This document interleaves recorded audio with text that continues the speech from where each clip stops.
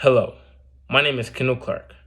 I'm a student at Florida A&M University, and I'm here to persuade you to raise the minimum wage. Do you have a job, or have you ever had a job where you thought you were paid less than you actually deserved? Raising the minimum wage could possibly solve this for you and many other employees who are not making a living wage. I'm here to talk to you about raising the minimum wage, a problem that has affected hardworking, underpaid employees all over the country for years. Besides the fact that raising the minimum wage will finally give hardworking employees the money they actually deserve, it would help a lot of workers across the country, no matter their gender or their race. First, let's talk about some of the reasons why the minimum wage should be raised in the first place. As the cost of essentials goes up in America, so should the minimum wage. What some workers are getting paid are simply not met by the inflation of prices on things that are necessary, such as housing and food. Raising the minimum wage would also reduce poverty, and with the pandemic, this is even more necessary as millions have slipped into poverty over the past year, and 11% of adults are now facing food insecurity.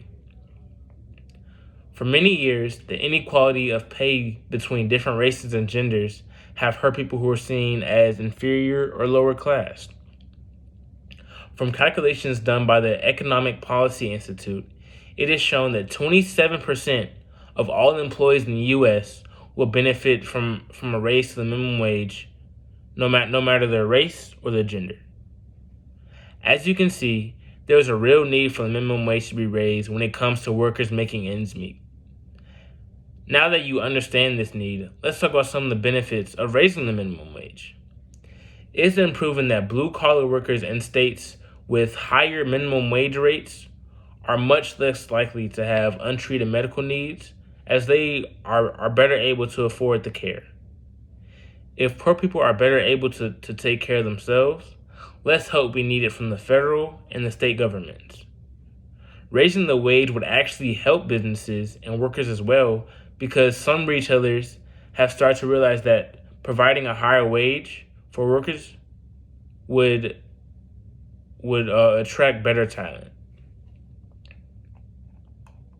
Roughly $120 billion extra paid to workers will be pumped back into the economy for necessities such as rent, food, and clothes if the minimum wage was raised. Increasing the minimum wage by only $1 will reduce reports of child neglect by almost 10%.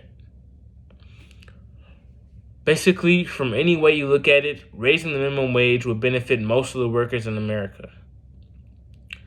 Now that you know a few of the benefits of raising the minimum wage, I want you to picture yourself working in a blue-collar profession. Ask yourself these questions. Would you be more motivated to work efficiently if you were making more money? Workers would be more motivated to come into work and actually try if they were being paid a fair wage. Are you able to afford the necessities when the prices of housing and food are going up while your wage stays the same? Raising the minimum wage would help blue-collar workers adapt to the growing price of essentials. These are just a few of the reasons to raise the minimum wage. Now that you know why the minimum wage needs to be increased, let's review. The minimum wage needs to be raised for many different reasons, including helping Americans make ends meet, or whether it's reducing the effect that gender and race have on wage.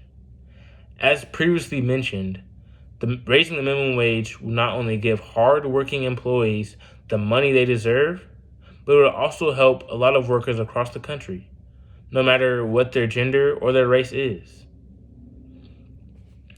So today, I encourage you to find a way to advocate for minimum wage workers and help them live better lives by helping to increase the minimum wage. Again, my name is Kendall Clark, and I'm here to advocate for minimum wage workers who are not being paid a fair wage. Thank you.